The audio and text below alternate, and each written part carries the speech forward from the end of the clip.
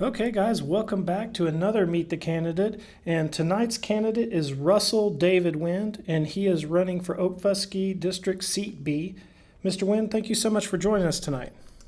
Thank you for having me. So, at the start here, just take a few minutes and tell us about yourself and why you're running for office. My name is Russell David Wynn. I'm from the Akfvske County, in which I'll be running for. I'm from Okima. Um, I grew up around here most of my life. I graduated from Sequoia High School. From there, I traveled out to Southwestern Indian Polytechnical Institute to learn a skill and trade. The technical trade that I went into was instrumentation technology.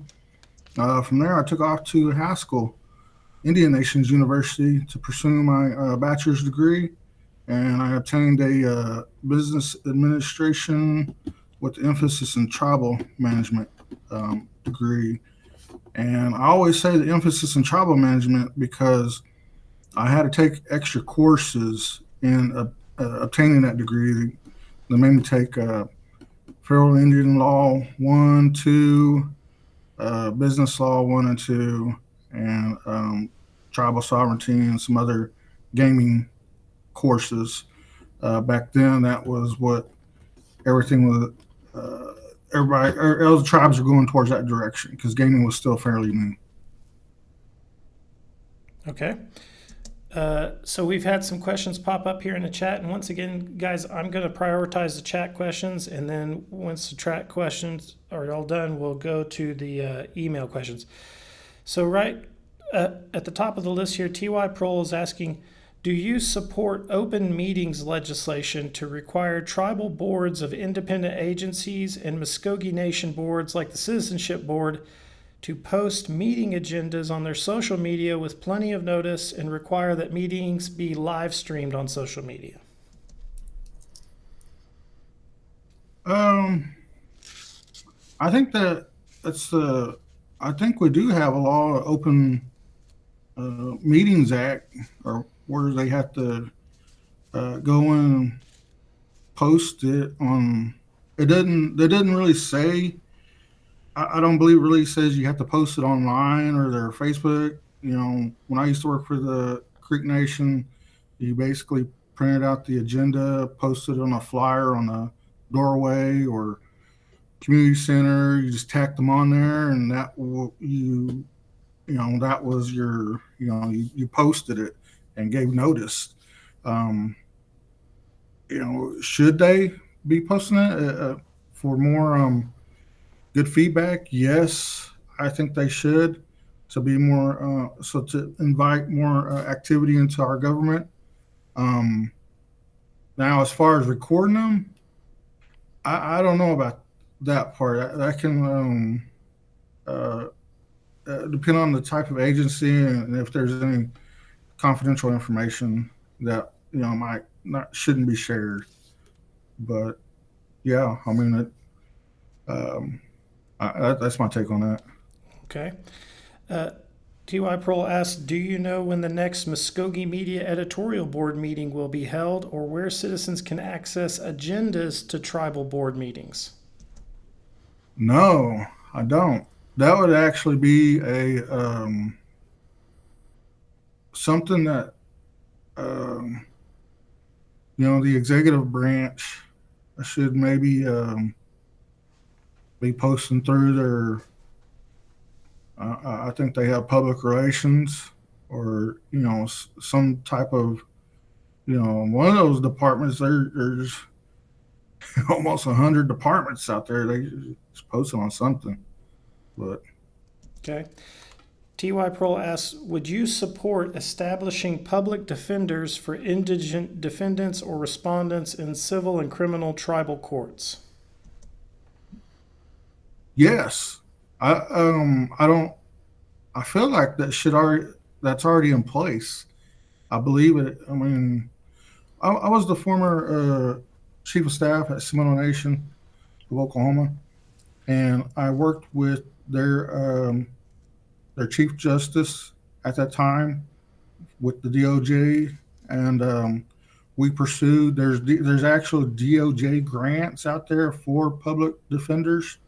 That's one of the problems that we had when the McGirt case happened, was that they were not being defended, and so that was one of our goals, is to get that. And not only that, we earmarked funds from the fines and stuff that we collected for public defenders. But yes, yes, I am in support of that. All right. T.Y. Pearl asks, do you support increasing the school clothing donation allocation?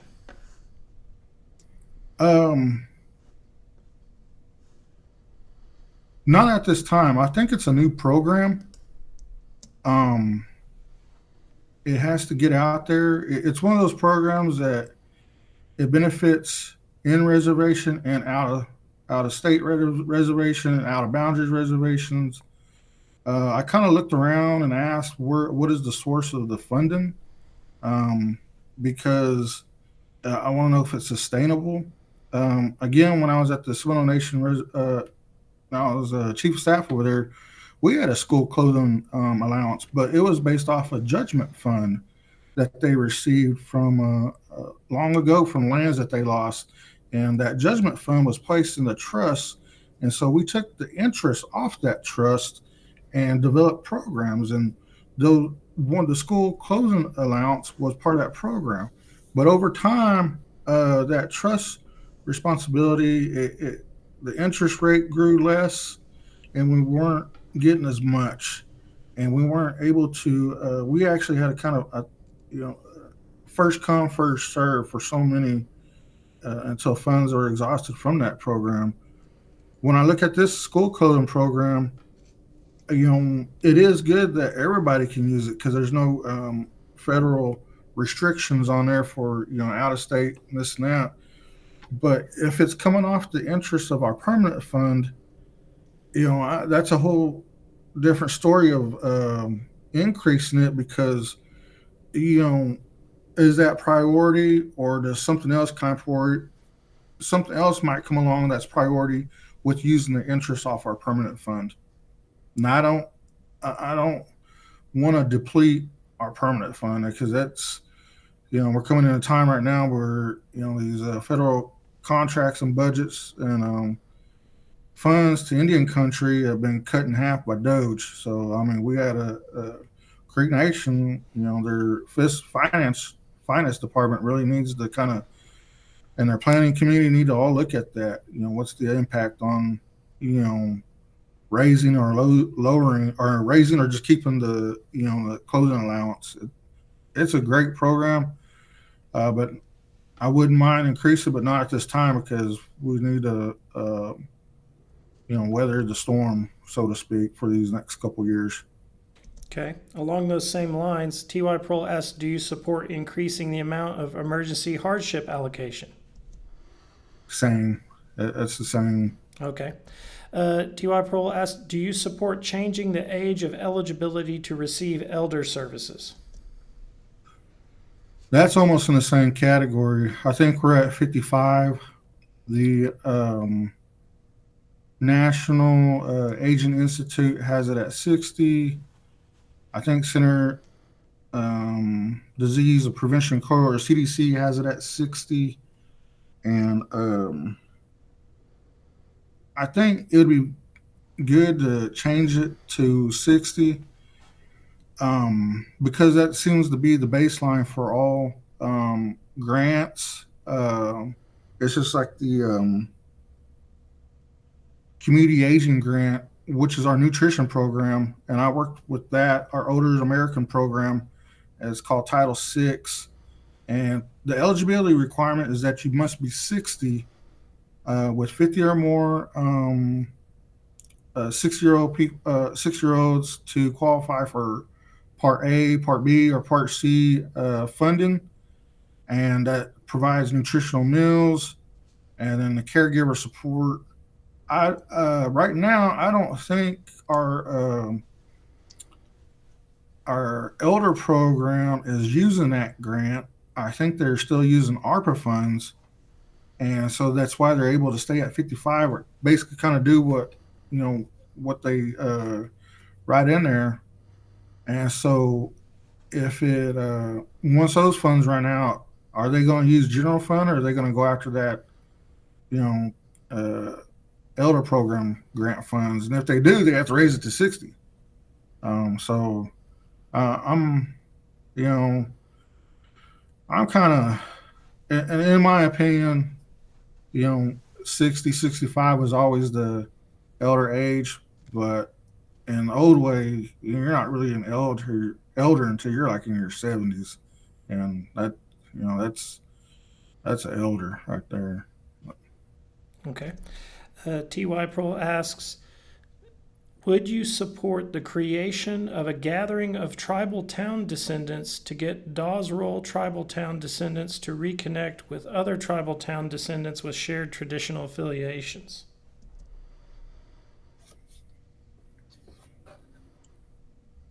Man, that would have to have a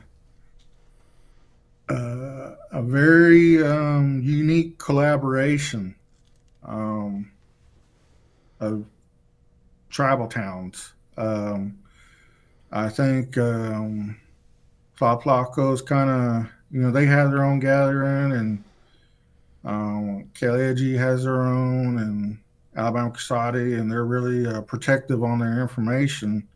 Release. I work for Alabama Casati Tribal Town as their tribal administrator, and they were really protective of their citizenship and roles, and not even releasing that to anybody else, let alone share. So, but I'm from Arbica Talladega, and I went to Creek Nation and the Historic Preservation Office when Raylyn Butler was working there, and she printed off Talladega tribal rolls, and I was like, wow, there's my great grandma right there. So, I mean, you can obtain it through their library, or do something that's would be take a unique collaboration of tribal towns. So.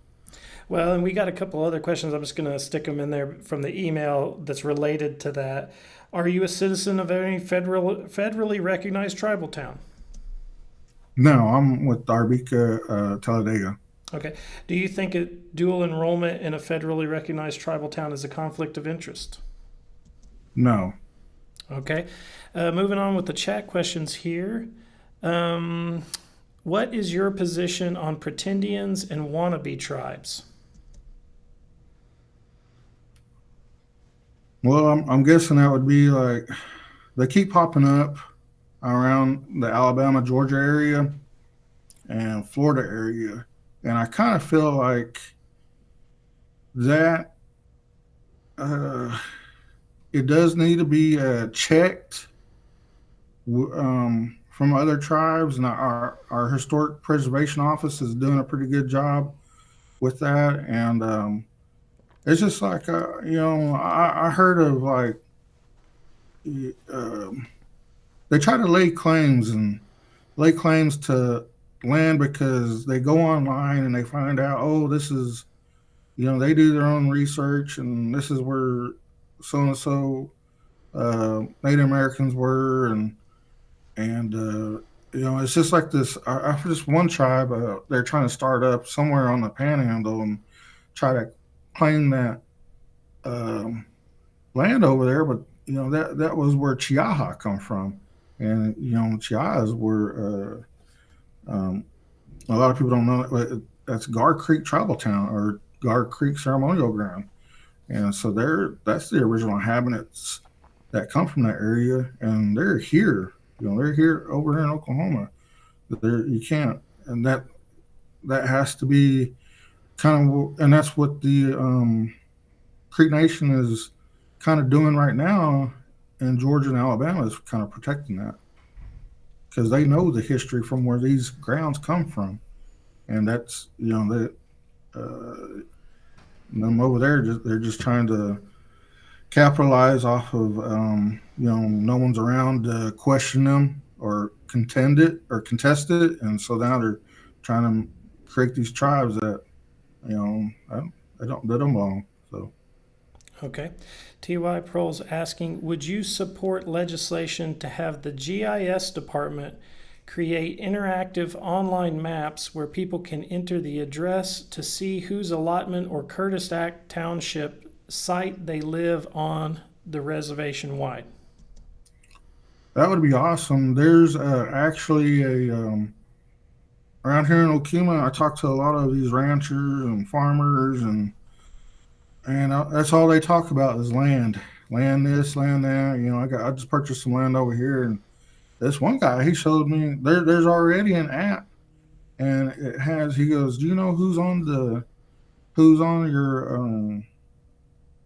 currently my restricted land is it? We never sold or anything, so it's being probated through the offices right now, but." It has my grandma's name on there, and he goes, "Well, type it in." And so I typed in her name, and sure enough, that plot and township came right up. And I was just like, "Man, that's awesome!" It's like you're able to do that, and look at that. He goes, "Oh yeah." He goes, "This you can type in anybody if you know who the landowner is, it'll pop up, and it has the whole." It's already mapped out and everything. And I can't remember that application name, but I was just like, "Wow, technology is awesome." But Okay. that would be a good project for the GIS people. All right. T.Y. Prohl's asking, are you familiar with the controversy surrounding Cyrus Avery, father of Route 66, and the Louisa Mackey allotment? No, Okay. Would you support? He has a second question here. How would you raise awareness about it if elected with the anniversary of Route 66? I don't know the history to that, and so I'd be careful about raising awareness. There's always two sides to the story. Yes, we want to bring awareness to some causes, but I,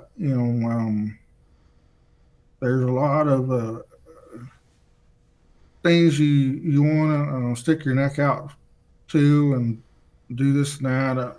I when I was younger and I went to high school, I did that many a times. I was out there with the whole 9 yards and protesting and save the wetlands, and I mean it got it got deep. So it's just you got to kind of research and read up on those things before I would even do that.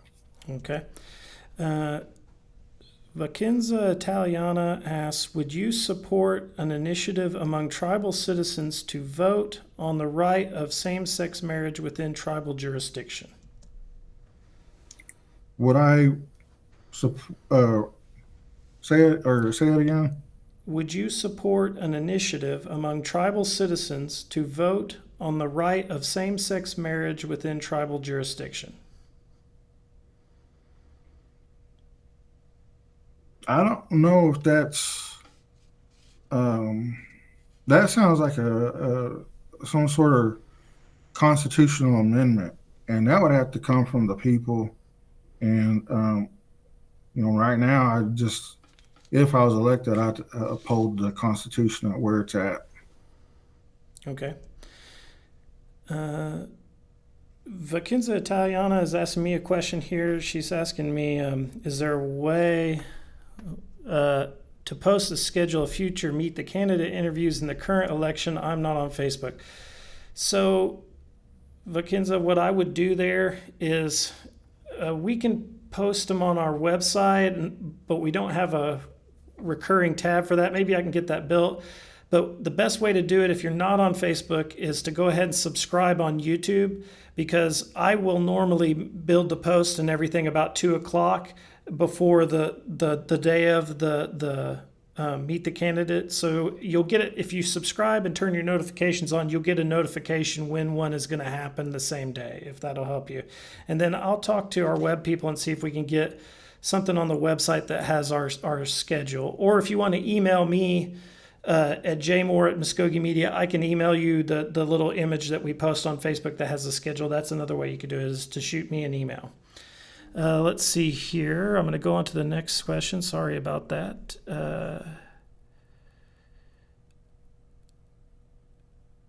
Okay, so Naturally Pisces is asking, what role do you support for Creek Freedmen going forward?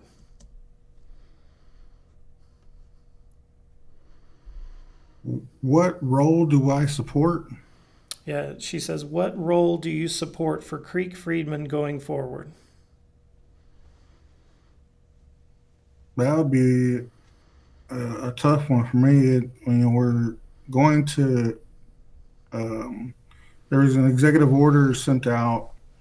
And so, if elected, I'd have to see what processes the citizenship board creates the policies and procedures according to that Supreme Court ruling. And, I'd have to support the citizenship office. Okay. T.Y. Prohl asks, how old are you? I am 42. All right. Let's see here.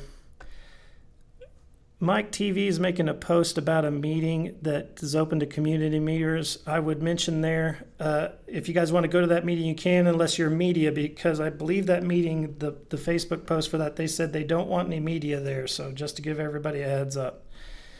T.Y. Prohl's asking, should treaty tribes have consent authority over non-treaty state and federally recognized tribes located or operating within their historic and current reservation boundaries and homelands ceded by treaty?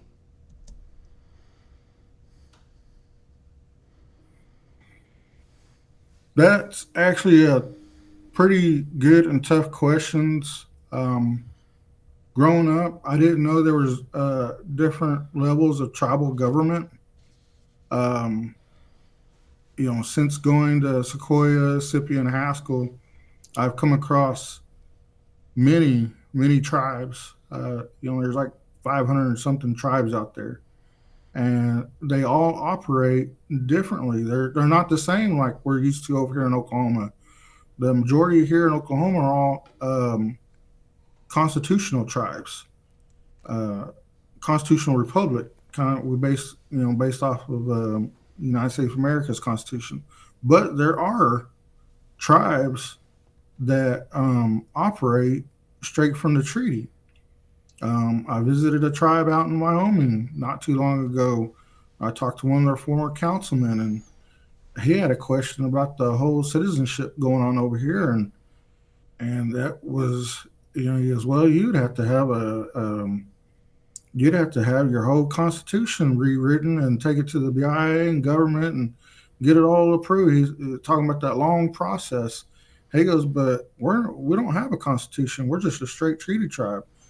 And I said, what do you mean? He goes, well, we didn't, part of the IRA, we didn't adopt the constitution. We just, we went by our old ways with the council. And so, whatever the council of tribal law created, that's what went. And so he was talking about their citizenship up there, their isolated reservation, and everybody goes into leaves the reservation and goes to a city to work, and they're and living, and they were losing membership. And so their council was able to if the member wanted to relinquish, if they were two or three tribes and they wanted to relinquish some of their blood, they would adopt that blood into theirs and make it their tribe, which was kind of, I was like, wow, I didn't know you could do that. And because I always, thought once you relinquish a tribe, you lose that blood. Well, on paper you do, but that's just paper. So there's always you know, I always say, just kind of visit around, talk to other people. We used to always do that and talk about our problems. And there's always people that have different solutions. As far as his question, I'm sorry to run off on that, but it's really tough because there really is different levels of tribal government that are set up with their framework, and we don't all operate the same. It's just like even the tribal towns. They have a constitution, but it's actually kind of like a corporate charter, and people don't understand that. So Mm-hmm. that's right here in our state. So, All right. Uh, I missed a question earlier from Vicenza Italiana, so I'm going to go ahead and ask it now. What is your position on the constitutional amendment on district voting that's on the ballot? I'm I'm actually I'm for it both ways. Um, and meaning we didn't know that it was unconstitutionally put on the ballot. No one knew. Someone cited some Indian Civil Rights Act, and it said it would be a violation of it, which it wasn't, and so it got put on there. And the people voted on it to change it, and it passed. Well, that to me, I'm in favor of what the the people vote on.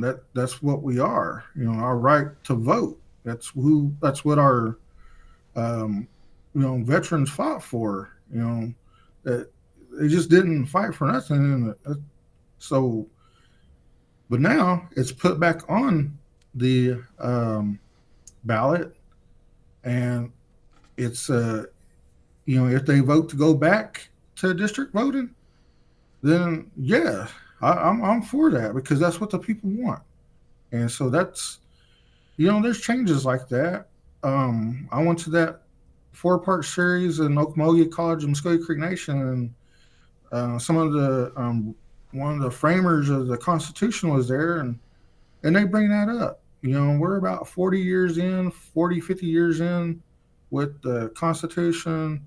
There's always changes that might need to be looked at and amended. We don't know. They did their best then. At that time, and now times have changed. So you just kind of got to look at it as the same way with this district voting. We thought it'd be a good thing for it to be out there for everybody, and now everybody's kind of changed their thinking. And so it needs to go back to district, and so that we're kind of going about it, doing it the right way, is through the process, leaving it up to the people to vote, and that's what I'm actually for. And so if it is, it is. If it ain't, then we stick with it and keep going. Okay. There's a three-part question here from T.Y. Pearl. He asks, does the average age of candidates increasing every election concern you? Do you believe the blood quantum restrictions hurt candidate recruitment, and what would you do to increase engagement? Man,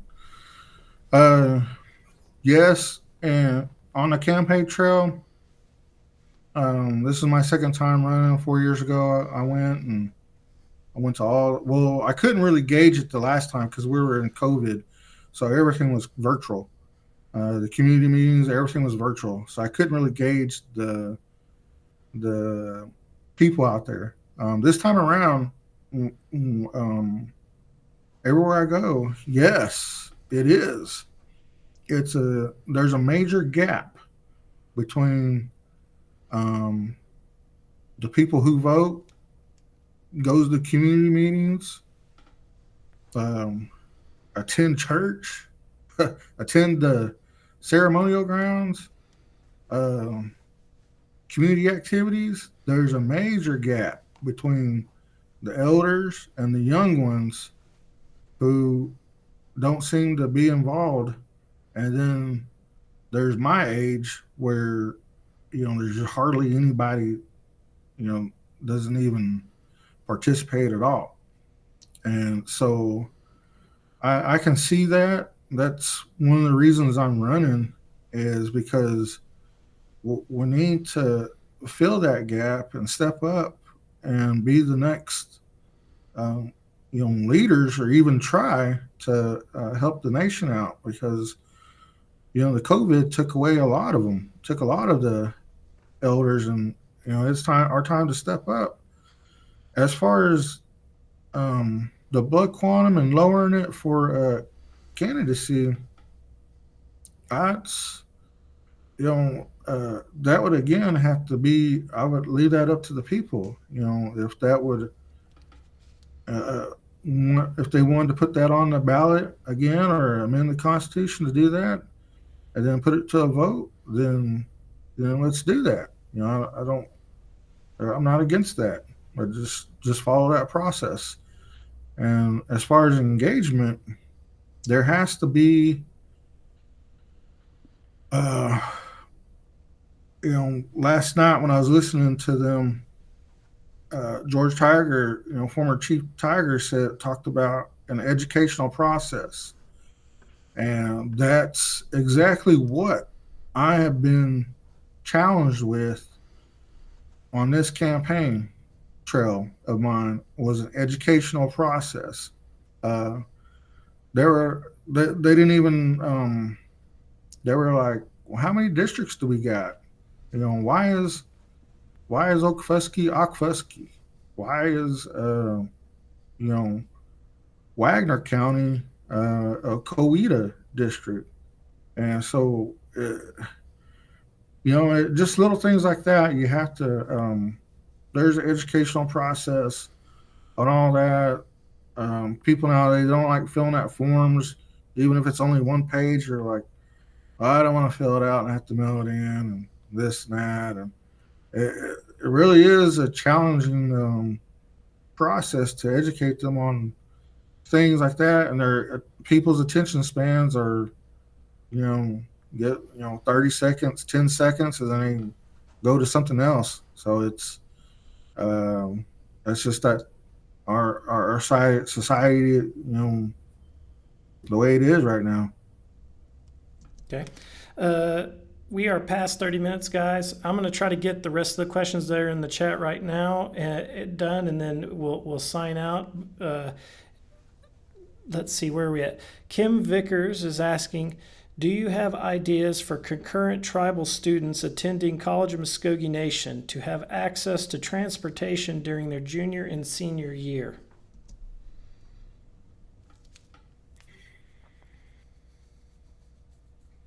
The only thing I can say is I think it's time the College of Mvskoke Nation transition to maybe a 4-year program. Okay. Vicenza Italiana asks, in what ways is your political platform different from Sandra Golden's?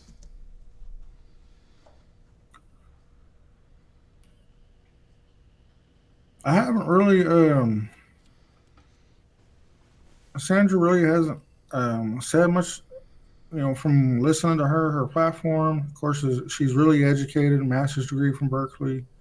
I really like Sandra.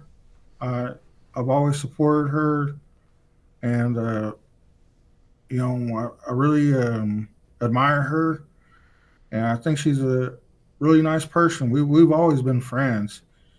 It's just that I think it's time for some new ideas to bring to the table, and try to get our, we're stuck. To me, we're kind of stuck. McGirt happened. The greatest thing happened ever was McGirt. And, it feels like we're just stuck in the mud. And then they put together this reservation commission, and they produce some policies and procedures and laws, but we haven't adopted those yet. And then there's, of course, the tax structure. Before we get ahead of ourselves, all these things have to be backed up with codes and regulations. We haven't even updated everything yet since McGirt. One of the things I want to do right away is there's no process for expunging cases in our tribal court system, and so that's one of the things I want to get in there and get going, to give people a second chance, clean their record up, get back on the job force. I read through the quarterly reports, and I'm looking at some of our numbers and our HR census data. We have only maybe 60% Mvskoke citizens employed with the tribe, and I don't. It should be, to me, that should be a higher number. But what are the reasons why they ain't? Why are they not hiring them? And even in our businesses, there was only our Creek Nation businesses only have about 10% citizens employed with them. So that's things like that. I want to, at the legislation level, take care of, so it will open up doors at the executive level to employ them. And that's what I believe all our citizens want, is just to have a good job and somewhere stable and a place to live and just be productive citizens. Okay. We're at 36 minutes, guys. I'm just going to do one more question, and I'm sorry if I didn't get your question, because there's a couple of questions in here that I won't be able to get to, but we don't want to go too long past 30 minutes. T.Y. Pearl has got kind of a little bit of a long question. I'm going to read it all. Kailiji, Alabama Kasadi, Tlaptlaco, Porch Band are non-treaty federally recognized tribes, meaning that they do not have any treaties with the federal government. Do you consider these non-treaty tribes subordinate sovereigns within our territory?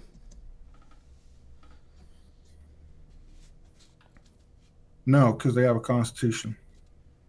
All right. I'm going to leave it there. All right. Well, guys, thanks for tuning in tonight. I appreciate it. We did have Jacina Brown scheduled for tomorrow, the 4th at 6 p.m., but she had to reschedule, and her video will now be on the 12th at 6 p.m. And then on Friday, we have Leonard Gouge at 6 p.m., so tune in for that. That's the 5th, this Friday. And then the rest, we'll be posting a schedule to Facebook. If you don't do Facebook and you want to get the schedule, just shoot me an email and say, hey, send me the schedule, and I'll send you the same thing that we post on Facebook. I'll just email it out to you. With that being said, I wanted to thank you, Mr. Wynn, for joining us tonight. Appreciate it. And I wanted to thank you guys out there for watching tonight and asking all the great questions. And we'll see you again. Mado, Hadom, Chihichat, Lees.